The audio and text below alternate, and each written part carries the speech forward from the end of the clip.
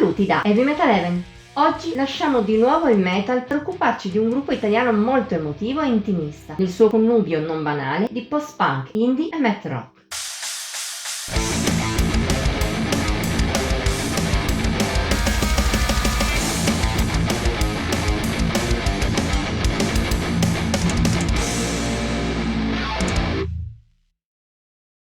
Tranquillità. E questa è la parola migliore per descrivere in maniera stringata Ferite dei Tramontana, specie se lo rapportiamo a ciò di cui ci occupiamo di solito qui su Heavy Metal Heaven. Secondo album di questo gruppo di Torino, uscito lo scorso 9 maggio, a livello stilistico è molto distante dal genere principale di questo canale. Eppure, per quanto ci riguarda, è lo stesso un disco davvero molto apprezzabile, soprattutto a livello di atmosfere e melodie. Il gruppo piemontese la inserisce in un suono che di base si rifà al post-punk, a cui vengono aggiunte forti influenze dall'indie rock all'italiana, come dimostra anche il cantato nella nostra lingua. Ma i Tramontana non affrontano il genere in maniera sterile e eligio ai canoni di questi generi. Al contrario, sperimentano con ritmi, sonorità e strutture diverse, ispirati al math rock e a volte persino al progresso. In più, Ferite mostra un'ampia gamma di influenze. Vanno dal punk rock alla drammaticità in stile emo. Del resto il gruppo si rifà in maniera dichiarata anche alla branca midwest del genere. Ne viene fuori uno stile complesso e pieno di sfaccettature, ma che non perde mai un occhio di riguardo verso la musicalità.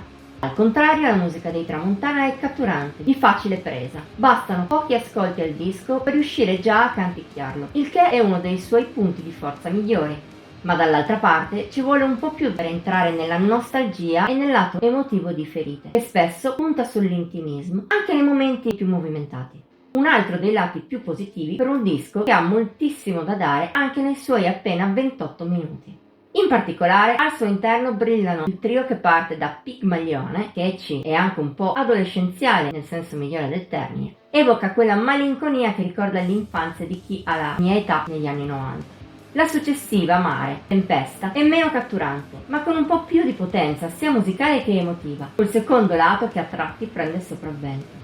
La mia preferita è però Un quarto d'ora. Divertente e nostalgica al tempo stesso, può contare su passaggi a presa estremamente rapida che consente di ricordarla anche dopo pochissimi ascolti.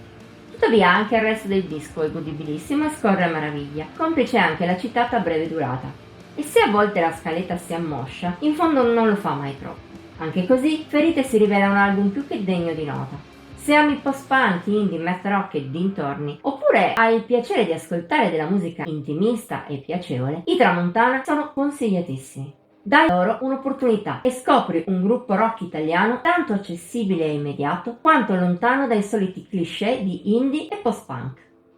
Voto di Heavy Metal Heaven 86 su 100.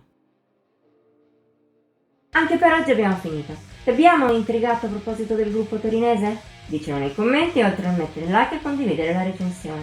Ti esortiamo inoltre a iscriverti al canale ed attivare la campanella degli avvisi per non mancare neppure uno dei contenuti pubblicati ogni settimana. Infine seguici su Instagram, Facebook e Pinterest. Trovi il link qui sotto. Ci vediamo la prossima volta!